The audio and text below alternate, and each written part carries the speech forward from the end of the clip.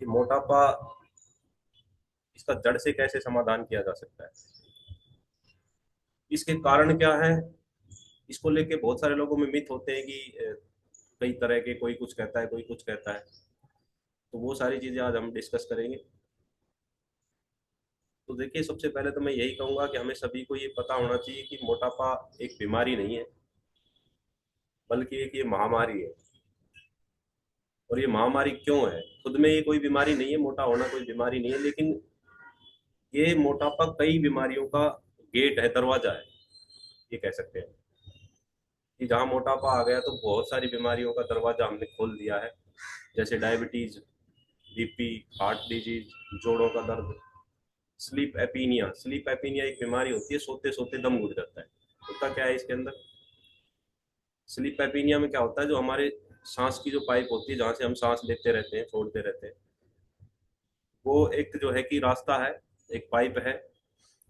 जब फैट बढ़ जाता है, जब मोटापा बढ़ जाता है, तो क्या होता है, उस पाइप के अंदर भी फैट बढ़ जाता है। और जब हम सोते हैं तो मसल्स बिल्कुल रिलैक्स होती है और वो आपस में चिपकने लगती है, ऐसे टच होने लगती है। तभी तो सांस लेते हैं, जब खराटे की आवाज आती है, वो ऐसे फड़फड़ाती है हवा के साथ। और जब वो बिल्कुल चिपक जाती है तो वो स्लीप एपीनिया बोलते हैं। स्लीप एपीनिया, सोते सोते एकदम से सांस नहीं आएगा, फिर फड़फड़ा के आदमी झटके से उठता है और उस मसल्स को टाइट करता है, तो फिर वो सांस आने लगता है। तो ये भी बीमारी जो है कि बहुत ही खतरनाक बीमारी है। ये बीमारी भी मोटापा की वजह से आती है। तो आज, अब हम 8 बज गए, सिर्फ 15-20 मिनट में बिल्कुल जड़ से समझेंगे कि इसमें करने लायक क्या प्लान है, कैसे हम इसको ठीक कर सकते हैं। मोटापा है क्या, क्यों वजन बढ़ जाता है? तो देखिए, मोटापा क्या है, सबसे पहले तो यही पता होना चाहिए। मोटापा से पहले ओवरवेट होता है पर्सन। ओवरवेट मतलब जितना वेट होना चाहिए उससे ज्यादा वेट, इसको ओवरवेट बोलते हैं। तो ये जब बीएमआई हम चेक करते हैं तो बीएमआई से पता चलता है। अगर हमारी बीएमआई 30 से नीचे, 25 से लेके और 30 तक है तो ओवरवेट है। अगर 25 से कम है तो हमारा वेट ठीक है। 23 के आसपास है तो बहुत बढ़िया, परफेक्ट वेट है। और अगर 25 से लेके 30 तक है तो आप ओवरवेट है, मतलब मोटापा नहीं आया लेकिन आपका वजन बढ़ा हुआ है, आने वाले टाइम में मोटापा की तरफ जाओगे। अगर 30 से लेके 35 तक है तो आप मोटापा की फर्स्ट स्टेज में है। और अगर 35 से 40 है तो आप मोटापा की सेकंड स्टेज में है। और अगर 40 से भी ज्यादा है तो आप मोटापा की थर्ड स्टेज में जा चुके हैं, जो कि बहुत ही खतरनाक स्थिति होती है। तो अपने बीएमआई को आप कैलकुलेट कर सकते हैं खुद से भी। इसका फॉर्मूला होता है, या फिर आप, बहुत सारी ऐप होती हैं, उसमें अपना वजन डालिए, अपनी हाइट डालिए और अपना जेंडर डालिए, आपकी बीएमआई निकल के आ जाएगी, एज भी डालने पड़ती है। तो देखिए, मोटापा क्या है? मोटापा है हमारे शरीर में एक्स्ट्रा फैट जमा हो जाना। जितनी हमारी रिक्वायरमेंट है, हमारी बॉडी को देखिए, जो मेल होता है उसकी बॉडी को रिक्वायरमेंट होती है 19%, 10 से लेके 19% फैट परसेंटेज उसकी बॉडी के अंदर होना चाहिए। और फीमेल में 19 से लेके 29% तक। लेकिन होता क्या है कि हम मेल की बॉडी में देखेंगे तो उसका तो पहुंच रहा है फीमेल से भी ज्यादा, 30-30, 40, 35-35% फैट है। और फीमेल का तो ये सोचो कि आप 45 को भी क्रॉस कर रहा है, बहुत सारी मिल जाती है जिनका परसेंटेज 45 से प्लस है। तो वो जो फैट होता है, जो एक्स्ट्रा फैट परसेंटेज होता है, वो क्या होता है कि उससे हमारी बॉडी में मसल्स का परसेंटेज कम हो जाता है, फैट का परसेंटेज बढ़ जाता है। और वो ही मोटापा का कारण बढ़ता है, बहुत ज्यादा फैट जमा हो जाती है। खासकर पेट के आसपास आप देखोगे, थाइज के आसपास, पेट पेट के हिप्स के ऊपर, बाजुओं पे लटक जाती है, ये सारी की सारी जो फैट होती है। और जो पेट के आसपास, जो साइड में, बगलों में, पेट के ऊपर होती है, ये सारी विजरल फैट होती है, इंटरनल फैट होती है, जो बहुत ही ज्यादा खतरनाक है। हम सिर्फ ये मान लें कि ये वजन है, इसको लेके दौड़े हैं, तो ये ऐसा भी नहीं है। ये अंदर अंदर हमारे ऑर्गन्स को दबा के रखते हैं और ऑर्गन्स को खराब करते रहते हैं। तो देखिए, अगर कमर का साइज बढ़ रहा है, आपको बार बार थकान होती है, थोड़ा सा कुछ करते ही थक जाते हो, सीढ़ियाँ चढ़ने में दिक्कत होती है, खराटे आते हैं, भूख बार बार लगती है, खाना खाया थोड़ी देर बाद फिर भूख लगी, क्रेविंग ज्यादा होती है, तो इसका मतलब आप जो है कि मोटापा की जो बीमारी है उसकी चपेट में आ चुके हैं। अब बहुत सारे लोगों को एक ये दिमाग में रहता है, इसकी मिथ है कुछ कि कम खा लो तो वजन घट जाएगा। ये गलत है बिल्कुल। सही पोषण चाहिए, सही न्यूट्रिशन चाहिए, और सही आदत जब तक आप डेवलप नहीं करोगे तब तक आपका वेट लॉस टिकाऊ नहीं रहेगा। आपने वेट लॉस कर लिया, वापस गेन कर जाओगे जैसे ही आप अपनी हैबिट्स को रूटीन में लेके आओगे। क्योंकि भूखा कितने दिन तक रह सकता है? वजन घटाने के लिए आपने खाना छोड़ दिया तो बॉडी को सबसे पहले तो न्यूट्रिशन ही मिलना बंद हो गया। भाई बॉडी की खुराक, जो ऑर्गन्स है उनकी खुराक न्यूट्रिशन है। जितने विटामिन उनको चाहिए वो विटामिन नहीं मिलेंगे तो फंक्शन कैसे करेंगे, डाइजेशन कैसे फंक्शन करेगा, उसको फाइबर चाहिए। प्रोटीन, मसल्स कैसे बढ़ेंगे, उसको प्रोटीन चाहिए। तो ये सारी चीजें अगर नहीं मिलेगी तो हम कम खा के वजन तो घटा लेंगे, लेकिन ये गलत है, इसका रिजल्ट अच्छा नहीं आता। आप देखोगे कि दोबारा रीगेन बहुत फास्ट होगा और ज्यादा दिन तक आप भूखे रह भी नहीं पाओगे, कंट्रोल नहीं कर पाओगे।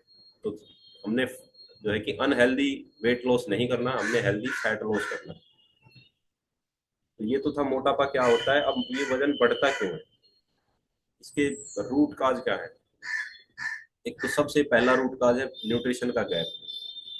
जो हमारी बॉडी की डेली रिक्वायरमेंट है न्यूट्रिशन की, वो हमारे खाने से पूरी नहीं होती। तो ये जो एक गैप रह जाता है, इसकी वजह से हमारे जो है कि बॉडी में वेट बढ़ता है। हमारी बॉडी को जितना जिसका वजन है उतने ग्राम प्रोटीन चाहिए। अब मेरा वजन 75 किलोग्राम है, तो मुझे 75 ग्राम प्रोटीन चाहिए। अब मैं प्रोटीन अपनी बॉडी को दे रहा हूँ, मान लिया 40 ग्राम ही। घर का खाना खा के मैं 40 ग्राम मुश्किल से पूरा कर पाता। तो जो 35 ग्राम का गैप रह गया वो खतरनाक है। वो क्या करेगा, उससे धीरे धीरे धीरे धीरे मसल्स टूटती चली जाएगी और बॉडी डिमांड करेगी कि भाई इसमें प्रोटीन की कमी है, आपके पास प्रोटीन पूरा करो। तो आपको लगेगी भूख, क्योंकि बॉडी डिमांड कर रही है।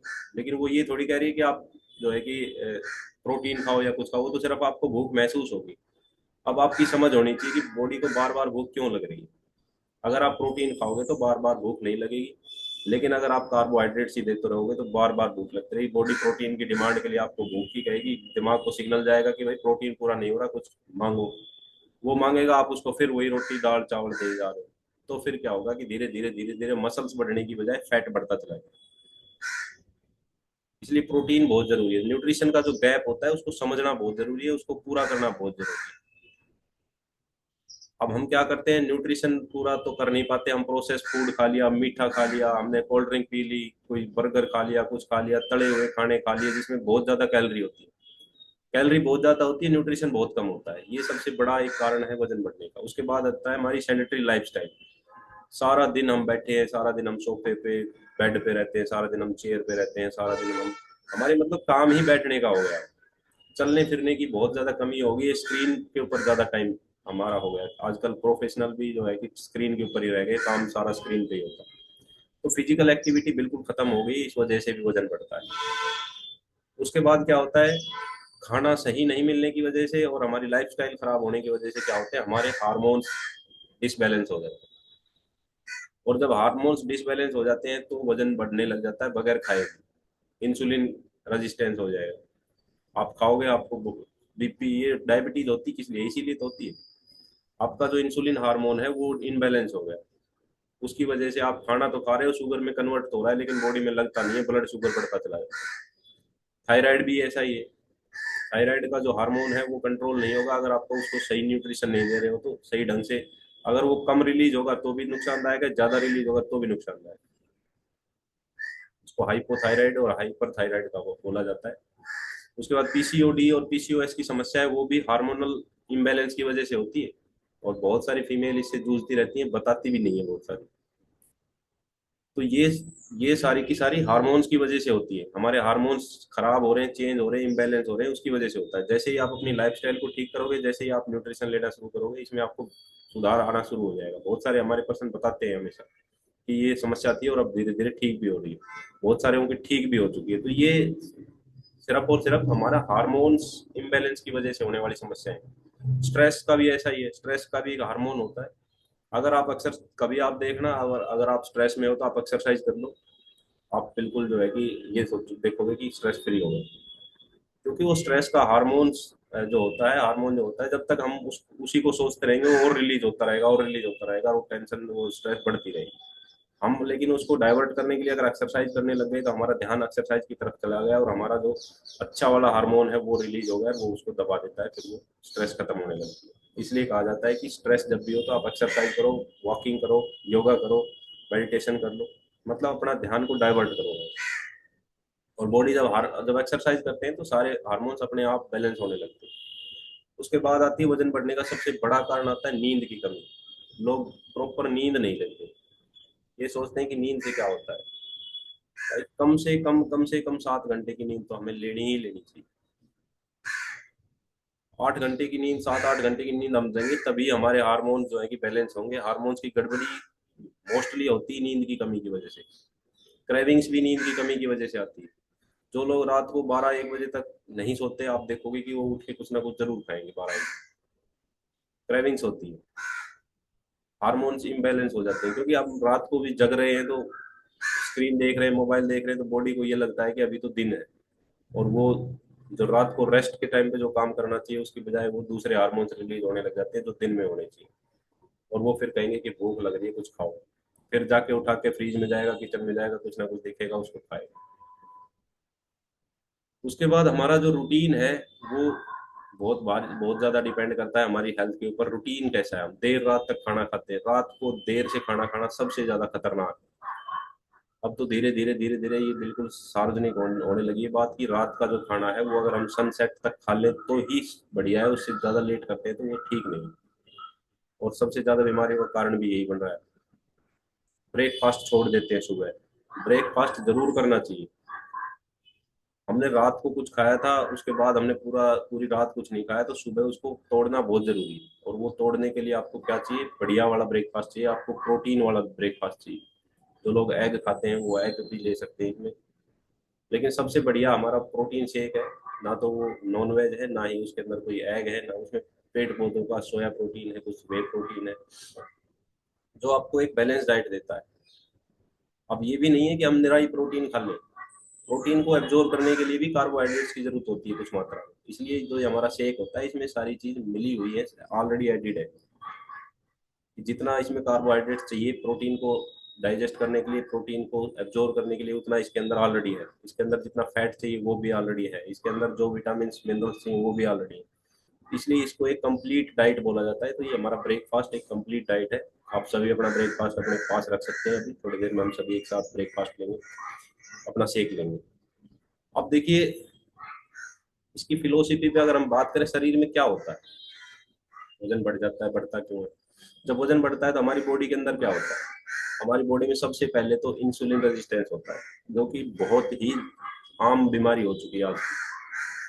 मैं तो ये कहता हूँ कि ये कोई भी घर ऐसा बचा होगा, मुश्किल से कोई एक आधा ही होगा जिसके घर में बीपी या डायबिटीज की, शुगर की समस्या नहीं होगी। तो मैं बड़ा लकी मानता हूँ इस बारे में कि हमारी फैमिली में ऐसा कोई भी प्राणी नहीं है जिसको शुगर की समस्या है या बीपी की समस्या है। मेरी माँ भी, पिताजी भी, भाई भी, भाभी भी, मैं भी, घर वाले भी, बच्चे भी, सब ठीक है।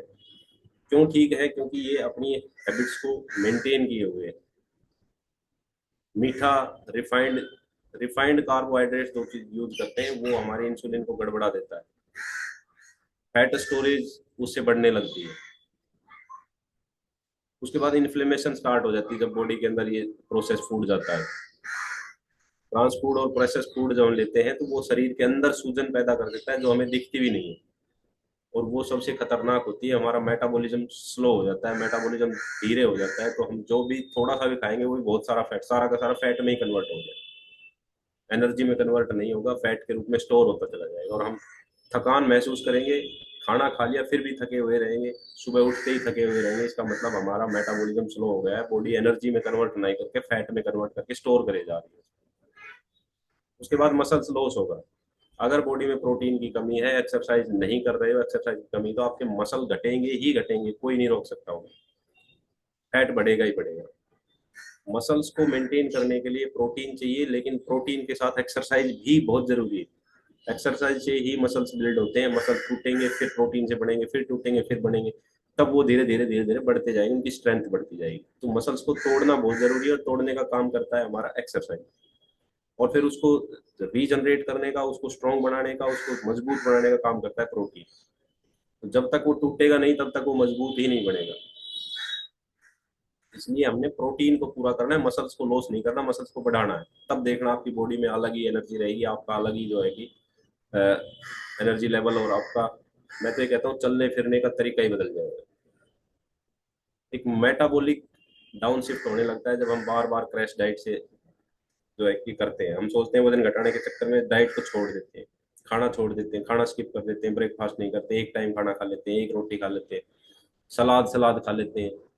उससे क्या होता है कि आप क्रैश डाइट पे बार बार जब जाते हो तो फिर वो मोटा मेटाबॉलिक डाउन शिफ्ट हो, हमारा मेटाबॉलिज्म डाउन होने लग जाता है और वो फिर डाउन पे शिफ्ट हो जाता है, वहीं रुक जाता है, फिर क्या होता है वजन रुक जाता है। इसलिए जो है कि हमने बिल्कुल भी क्रैश डाइट के ऊपर कभी नहीं जाना चाहिए। आपका डाइट प्लान में आप देखोगे कि आपको कभी भी बिल्कुल क्रैश डाइट के ऊपर नहीं ले जाया जाता। और अगर क्रैश डाइट के ऊपर ले जाया भी जाता है तो वो मुश्किल से आपको 2 सप्ताह तक, फैट लॉस के दौरान जैसे हम करते हैं तो मुश्किल से 2 सप्ताह तक करते हैं, उसके बाद दोबारा से अपनी नॉर्मल डाइट पे आ जाते हैं। क्योंकि अगर हम उसको लगातार ही क्रैश डाइट के ऊपर रखेंगे तो हमारा मेटाबॉलिज्म बॉडी वहीं पे एडजस्ट कर देगी और वेट हम ना कुछ खा के भी वेट रोक लेंगे, वहीं की वहीं नहीं नहीं घटेगा। तो देखिए अब इसके समाधान के ऊपर बात करें तो सबसे बड़ा समाधान तो यही है कि आपको बैलेंस न्यूट्रिशन चाहिए, बैलेंस डाइट चाहिए। हर मील के अंदर प्रोटीन, फाइबर, अच्छे फैट और विटामिन मिनरल्स होने ही चाहिए। और यही काम हमारा जो न्यूट्रिशन है ये करता है, इन चीज़ों की पूर्ति कर देता है हमारे खाने में, तो हमारी बॉडी अपने आप को ठीक करने लगती है, अपने आप सही होने लगती है। जो हमारा ब्रेकफास्ट है वो बिल्कुल हमने हाई प्रोटीन का रखना है। पानी प्रॉपर लेना चाहिए, खासतौर पे जो जो कि फैट लॉस कर रहे हैं उनको पानी का बहुत ध्यान रखना चाहिए। पानी अपनी रिक्वायरमेंट के अनुसार आप पूरा पिएंगे, न्यूट्रिशन पूरा लेंगे तो आपका फैट लॉस भी अच्छा होगा। आपने एक प्लेट में अपना रूल बना लेना चाहिए कि जब भी आप खाना खा रहे हो उसके अंदर 50% तो सब्जियां होनी चाहिए। उससे पहले आप आधा घंटा पहले सलाद खाइए, सलाद पूरी प्लेट भर के खाइए। आप देखोगे कि आपकी जो है कि भूख कम हो गई है, आपको फुलनेस लगेगी, क्योंकि सलाद के अंदर फाइबर होता है। फाइबर वाले सलाद अब इस मौसम में बहुत बढ़िया मिलेंगे, गाजर, मूली, सलगम, चकुंदर, टमाटर, ये सारे फाइबर वाले सलाद होते हैं। ब्रोकली हो गया, प्रोटीन भी होता है ब्रोकली में सबसे ज्यादा। तो आप इनकी सलाद अब अगर लेोगे एक प्लेट भर के पहले, तो आप देखोगे कि आपकी जो है कि भूख कम होगी, क्रेविंग कम होगी, आप खाना कम खाओगे, कार्बोहाइड्रेट्स कम खाओगे। दूसरा जो है कि आपको फुलनेस मिलेगी, आपकी डाइजेशन अच्छी रहेगी। तो आपने प्लेट के अंदर सलाद और सब्जियां ज्यादा से ज्यादा रखनी है। सलाद को आपने आधा घंटा पहले खाना है। उसका एक प्रोसेस है, आधा घंटा पहले खाने से क्या होता है, आधा घंटा पहले अगर हम खाते हैं तो हमारी बॉडी को सिग्नल जाता है, दिमाग को सिग्नल जाता है कि जी कुछ खाने का आया है बॉडी में, उसको डाइजेस्ट करना है। तो वो उधर से हमारी पेनक्रिया को सिग्नल मिलता है कि अब इंसुलिन रिलीज करो, कुछ खाने के लिए आया है। तो वो इंसुलिन रिलीज कर देती है और धीरे धीरे धीरे धीरे हमारी बॉडी एक डाइजेशन की प्रोसेस में आ जाती है। फिर हम खाना खाते हैं तो वो कंटिन्यू बढ़िया चलता है। अगर हम एकदम से खाना खाएंगे तो इंसुलिन तक सिग्नल पहुंचेगा, तब तक जो है कि हम बहुत ज्यादा खा जाएंगे और ओवर ईटिंग भी हो जाती है, और फिर जो है कि एकदम से हमारा इंसुलिन स्पाइक करता है, जो कि खतरनाक होता है। इसीलिए इंसुलिन रेजिस्टेंस होता है, जब बार बार हम खाते हैं, फिर छोड़ दिया, फिर खा लिया, फिर लंबे टाइम तक नहीं खाया। तो वो अगर कंटिन्यू धीरे धीरे चलता रहेगा तो बहुत बढ़िया जो है कि लेवल बना रहेगा ग्लूकोज का, और बहुत बढ़िया आपका इंसुलिन लेवल बना रहेगा। तो 50% हमने सब्जियां और दाल लेनी चाहिए, सब्जियां और सलाद लेनी चाहिए, उसमें दाल भी आ सकती आती है। 25% के आसपास हमारी थाली के अंदर प्रोटीन होना चाहिए। प्रोटीन हमें दही और दाल से मिलता है। हम अपने आटे में बेसन मिला सकते हैं या चना मिला सकते हैं, उससे भी हमें प्रोटीन मिलेगा। मोटा अनाज हमें लेना है। हमने ये कहते हैं 25% कार्बोहाइड्रेट्स होना चाहिए, वो भी अच्छे वाला होना चाहिए जिसके अंदर फाइबर ज्यादा है। स्मार्ट कार्ब बोलते हैं जिसको, जिसमें दाल भी हो सकती है, चोकर जिसको बोलते हैं, जो दूर होती है जिसको छान लेते हैं, हम ऊपर बच जाता है छिलका, उसके साथ रोटी बनानी चाहिए। वो जो चोकर होता है वो हमारा फाइबर होता है। तो ये अगर हम अपना फॉलो करेंगे रूल, मोटा अनाज हम लेंगे, चोकर वाला अनाज हम लेंगे, तो हमारा फाइबर ठीक रहेगा, डाइजेशन अच्छी रहेगी। उसके बाद आती है डेली मूवमेंट। हमने डेली की डेली मूवमेंट की जरूरत होती है, बॉडी को थोड़ा सा हिलाना होता है। मैं पहले भी कई बार कहता रहा हूँ कि अगर भाई शरीर को नहीं चलाओगे तो फिर दवाई चलानी पड़ेगी। सीधा सा फॉर्मूला, या तो शरीर को चला लो या दवाई को चला लो। और शरीर को चलाओगे तो सस्ता पड़ेगा, ठीक रहेगा। अगर दवाई को चलाओगे तो महंगा पड़ेगा, शरीर भी खो जाएगा। इसलिए हमने अपने शरीर को चला लेना चाहिए। सुबह सुबह 45 मिनट की हमने एक्सरसाइज कर ली। ये एक्सरसाइज हमारी, ये समझो कि एक बहुत ही जबरदस्त शुरुआत दे दी हमारी बॉडी को, इन्होंने एक्टिवेट कर दिया एक्सरसाइज ने। अब हम पूरा दिन का हमने जो एक एक्टिवेशन है वो पा लिया है। तो 45 मिनट की हम एक्सरसाइज करें। जो अभी नए हैं वो 45 ना कर पाए, आधा घंटा कर ले। 40 मिनट ना करना नहीं कर पाते हैं तो 20 मिनट कर ले। फास्ट नहीं कर पाते हैं तो स्लो कर ले। खड़े होके नहीं कर पाते तो बैठ के कर ले, लेकिन करे जरूर। शरीर को जितना हिलाओगे उतना ही बढ़िया है। स्ट्रेचिंग कर ले, पुशअप कर ले, पुल अप कर ले, जो मर्जी करो लेकिन इस शरीर को हिला लो तो ये आपका बहुत बढ़िया काम करेगा। आपका जो वेट है वो नहीं बढ़ेगा, वेट मैनेज रहेगा। उसके बाद आता है नींद और स्ट्रेस। ये भी वजन बढ़ने के बहुत बड़े कारण है। और ये इनका कारण क्या है, इंसुलिन, ये हमारा सॉरी हार्मोन्स को डिस्टर्ब कर देते हैं, इस वजह से हमारा वजन बढ़ने लगता है। तो नींद और स्ट्रेस को मैनेज करना बहुत जरूरी है, तभी हमारे हार्मोन्स बैलेंस रहेंगे। तो रात को हमने 10 बजे, 10:30 बजे लाइट बंद करके, स्क्रीन बंद करके सो जाना चाहिए। 5-7 लंबी गहरी सांस लेंगे थोड़ा सा कम, तो उसके हमारी नींद भी अच्छी आ जाएगी। या फिर हम काउंटिंग कर सकते हैं, उल्टी 100 से स्टार्ट कीजिए, 100 से लेके उल्टी गिनती 0 तक आप पहुंच भी नहीं पाओगे, इससे पहले नींद आ जाएगी। बहुत बढ़िया थेरेपी है। उसके बाद हाइड्रेशन और रूटीन हमने सही रखना चाहिए। 8-10 गिलास पानी जरूर पीना चाहिए। सुबह हमने गुनगुना पानी पीना चाहिए, ये ध्यान रखें। अब तो मौसम भी ठंडा हो गया है, तो सुबह सुबह गुनगुना पानी आप 2 गिलास पियो, बहुत ही जबरदस्त बेनिफिट मिलेगा। आपकी जो हम खाना खाते हैं उसका एक टाइम भी फिक्स कर लेना चाहिए, रूटीन जिसको बोला जाता है। एक्सरसाइज का हमारा टाइम फिक्स है, रूटीन है।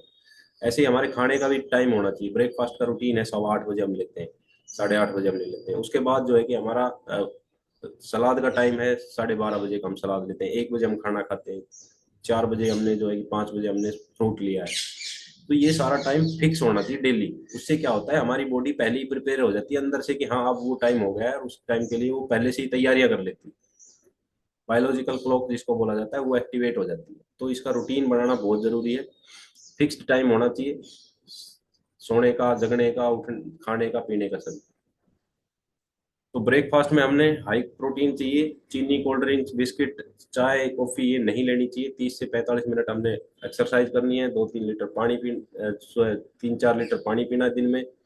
प्लेट में हमने जो है कि अपनी हरी भरी सलाद लेनी है, फाइबर लेना है, प्रोटीन लेना है। उसके अंदर बढ़िया फाइबर होना चाहिए। उसके अंदर जो है कि मोटा अनाज होना चाहिए। 7-8 घंटे की नींद लेनी चाहिए। मोबाइल की स्क्रीन हमने जल्दी बंद कर देनी चाहिए। 10 बजे से ज़्यादा हमने नहीं जगना चाहिए। और हमने अपना वजन चेक करते रहना चाहिए कि वजन कहीं बढ़ तो नहीं रहा है, कमर का साइज तो नहीं बढ़ रहा है। तो ये सारी चीज़ें हम अगर मॉनिटर करेंगे तो अपने आप को मेंटेन कर सकते हैं। और कुछ एक गलतियां हैं जो जिनसे हमने बचना चाहिए। अगर आप सिर्फ कार्बोहाइड्रेट्स के ऊपर डिपेंड रहोगे तो वजन वापस बढ़ेगा ही बढ़ेगा। मैंने बताया इसका कारण क्या होता है कि प्रोटीन नहीं जाएगा तो मसल्स नहीं बढ़ेंगे, और फैट तो बढ़ेगा तो वजन बढ़ेगा। अगर आप थोड़ा थोड़ा चीट करोगे कि भाई आज थोड़ा सा कर लेता हूँ, क्या होगा, थोड़ा सा कर लेता हूँ, तो आपको दिक्कत आएगी। गलती है ये सबसे बड़ी, आपकी पूरी मेहनत खराब कर देती है चीटिंग। आपको अपने सेल्फ कंट्रोल होना चाहिए कि मेरे लिए अच्छा क्या है मैं वो खाऊं, स्वाद के पीछे नहीं जाना चाहिए। कल ही मैं जो है कि विराट कोहली का वीडियो देख रहा था, उसने उसमें वो कह रहे थे कि मुझे स्वाद से कोई लेना देना नहीं है, मैं ये देखता हूँ कि मेरे लिए अच्छा क्या है, मेरी प्लेट में फाइबर कितने, प्रोटीन कितने हैं, मैं वो खाता हूँ। स्वाद मैं देखता ही नहीं, चाहे स्वाद कितना भी खराब हो, कैसा भी हो। तो हमें स्वाद के पीछे नहीं जाना, हमने अपनी डाइट को बैलेंस करना है, हमने अपने लिए अच्छा खाना है। और 80 और 20 का जो रूल है वो हमने जरूर फॉलो करना है। 20% एक्सरसाइज का रोल, 80% हमारा एक्सरसाइज का रोल है। और ये माइंड सेट के ऊपर डिपेंड करता है। हमने अपना पॉजिटिव माइंड सेट रखना है कि हाँ मैं कर लूंगा, मुझे करना है, मुझे लाइफ टाइम फिट रहना है। अपने आप को स्ट्रॉन्ग करना है, अपने दिमाग को स्ट्रॉन्ग करना है, मन को स्ट्रॉन्ग करना है। पानी को कभी इग्नोर नहीं करना, पानी आपने पूरा पीना है। और लेट नाइट जो है कि अगर आप सोओगे तो आपकी डाइजेशन स्लो हो जाएगी, और आपको फिर कॉन्स्टिपेशन की समस्या सबसे पहले आएगी, कब्ज रहने लग जाएगी, और आपका पेट साफ नहीं होगा, आपका डाइजेशन अच्छा नहीं होगा। सुबह सुबह उठते ही तेजाब बढ़ेगा, एसिडिटी बढ़ेगी, खट्टी डकारें आएंगी। तो ये सारी की सारी क्या है कि आप लेट सो रहे हो, आपका डाइजेशन ठीक से नहीं हो रहा है। तो ये सारी चीजें हम अगर फॉलो करेंगे, ये ठीक रखेंगे, तो कोई दिक्कत नहीं आएगी, वजन नहीं बढ़ेगा। एक दूसरा, हमने वजन को जरूर चेक करते रहना चाहिए। हर सप्ताह अपना वजन चेक करें कि मेरा वजन किस तरफ जा रहा है। और एक टारगेटेड वजन आपको रखना चाहिए। जैसे मैं रखता हूँ, मेरा 75 टारगेटेड है। मैं कभी 1-2 किलो डाउन भी चला जाता है जब मैं थोड़ा सा टाइट कर लेता हूँ अपनी जो है कि दिनचर्या को। एक्सरसाइज ज़्यादा कर ली, खाना जो है कि थोड़ा सा कम कर दिया, कार्बोहाइड्रेट्स कम कर दिए। प्रोटीन में कभी कम नहीं करता। प्रोटीन में 2 बार लेता हूँ, अभी शेक में लूंगा, उसके बाद थोड़ी देर बाद में, आधा घंटा बाद चने और मूंग खाता हूँ। लेकिन 50 ग्राम से ज़्यादा नहीं खाता। आप लोगों ने ध्यान रखना है, आप खा सकते हैं लेकिन 50-60 ग्राम से ज़्यादा नहीं लेना, क्योंकि उसके अंदर कैलोरी बहुत ज़्यादा हो जाती है। हमारा ये शेक जो है इसमें हमें 200-250 कैलोरी मिलती है, और 27-28 ग्राम प्रोटीन मिलता है, 29 ग्राम तक प्रोटीन मिलता है। लेकिन हम मूंग और चने जो खाते हैं उसमें हमें 5-7 ग्राम प्रोटीन मिल जाता है, 5-7 ग्राम फाइबर मिल जाता है, अगर हम 50 ग्राम 60 ग्राम चने और मूंग खाते हैं, तो ये नहीं कि फिर हम उसके चक्कर में 30 ग्राम प्रोटीन के चक्कर में हम आधा किलो मूंग और चने खा जाए, तो उसकी कैलोरी बहुत ज्यादा, 100 ग्राम में 300 ग्राम कैलोरी होती है, 300 किलो कैलोरी होती है। तो ये चीज ध्यान रखनी है, थोड़ा सा आप उसको ऐड कर सकते हैं, क्योंकि उसमें फाइबर भी अच्छा होता है और वो भिगोने के बाद बहुत बढ़िया डाइजेशन को भी अच्छा रखता है, प्रोटीन भी मिलता है। तो हॉस्पिटल के बिल भरने से पहले अपने न्यूट्रिशन के ऊपर खर्चा करना हमें सीख लेना चाहिए, और ज्यादा खर्चा नहीं है। मैं तो ये कहता हूँ, अगर आप फिट हो जाते हो तो उसके बाद आपका 100 रुपए का, 120 रुपए का मुश्किल से डेली का खर्चा आता है। जो हमारा नया न्यूट्रिशन है उसमें आप सभी लोग 50% पे पहुंच जाओगे, तो आपका खर्चा कम आएगा, और कम आएगा तो आप उसको कंटिन्यू कर पाएगा पाओगे। अगर महंगे के भरोसे बैठे रहोगे तो भाई फिर महंगा तो कितने दिन खाओगे। इसलिए जितना हो सके सस्ता खाओगे तो लंबे टाइम तक खा पाओगे, लंबे टाइम तक फिट कर पाओगे अपने आप को। तो 100 रुपये अपने लिए आप एडजस्ट करने लायक है, कर सकते हैं उसको। कुछ प्रोटीन आप घर से ऐड कर लेंगे, 100 रुपये अपनी बॉडी के लिए न्यूट्रिशन के ऊपर खर्च करेंगे, उसमें आप एक मल्टीविटामिन, एक ओमेगा 3 और अपना एक शेक लेंगे, तो आपको जो है कि लाइफ टाइम फिटनेस का एक रास्ता मिल जाएगा। आप कभी अनफिट नहीं होगे, आपकी बॉडी में किसी चीज की कमी नहीं आएगी, आप कभी टेस्ट कराओ, कुछ भी कराओ। तो यही तरीका है इसका। इसलिए जो है कि आपने सोच समझ के काम करना है। तो आप 7 8 10 दिन तक ईमानदारी से इसको करके देखो, आप बहुत बढ़िया बेनिफिट भी आप इससे ले पाओगे, और बहुत बढ़िया अपने आप को मैनेज भी कर पाओगे, फिट भी रह पाओगे, लाइफ टाइम फिट रह पाओगे। तो फिटनेस कोई एक दिन का फंडा नहीं, एक दिन की जर्नी नहीं, 10 दिन की जर्नी नहीं, एक महीने की जर्नी नहीं, 6 महीने की जर्नी नहीं, ये लाइफ टाइम की जर्नी है। और लाइफ टाइम आपसे समय मांगती है। अगर फिट रहना है तो लाइफ टाइम ही समय देना पड़ेगा। ये नहीं कि आपने 6 महीने में एक्सरसाइज करके, 6 महीने सब कुछ करके आप बिल्कुल फिट हो गए, फिर तो मैं तो अब जिंदगी भर फिट रहूंगा, तो जिंदगी भर फिट नहीं रहोगे। धीरे धीरे धीरे धीरे धीरे धीरे बॉडी की फिर वही उसी कंडीशन में पहुंच जाए, क्योंकि आपने वो चीजें बंद कर दी, आपने अपनी हैबिट चेंज कर ली, आपने अपनी दिनचर्या को बदल लिया, आपने अपनी एक्सरसाइज बंद कर दी, आपने अपना न्यूट्रिशन बंद कर दिया। तो जैसी पहले जिन जिन आदतों की वजह से हमारी हालत पहले थी, वैसी हालत फिर हो जाएगी, क्योंकि हमने वो पहले वाली आदतें फिर अपना। इसलिए कम्युनिटी से जुड़ना बहुत जरूरी है। कम्युनिटी से आप जुड़े रहोगे तो आप यहाँ, जैसे आशा जी बता रहे थे कि जी यहाँ सुन सुन के, देख देख के, और उन्होंने अपना 10 किलो वजन कम कर दिया। तो उन्होंने यहाँ सुन के, समझ के, देख के, अपनी अपने ऊपर उनको इम्प्लीमेंट किया, अपनी आदतों को बदला, तो उसका नतीजा है। तो बहुत सारे लोग कहते हैं कि मैं तो अपने लेवल पे कर लूंगा। अपने लेवल पे होता तो भाई पहले ही कर लेता, फिर यहाँ आने की जरूरत ही नहीं। अपने लेवल पे नहीं होता, एक दूसरे के साथ से, एक दूसरे के मोटिवेशन से होता है। अकेला आदमी 2 दिन 4 दिन 10 दिन करके फिर जैसी आराम छोड़ देता है, फिर नींद सबको बढ़िया लगती है। मेरी भी सुबह आंख नहीं खुल रही थी आज, और मैंने रात को मैसेज भी करना भूल गया, मैं किसकी वर्कआउट ड्यूटी लगानी, किसी क्या है, मैं सो गया।